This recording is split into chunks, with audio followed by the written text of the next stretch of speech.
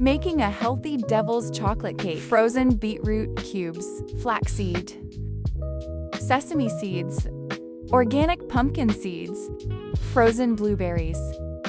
In a jar, add dry ingredients and make a powder.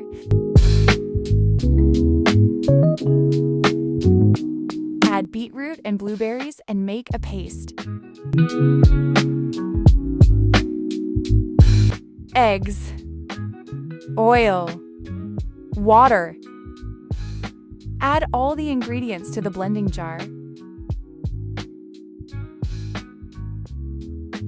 Devil's chocolate cake. Mix.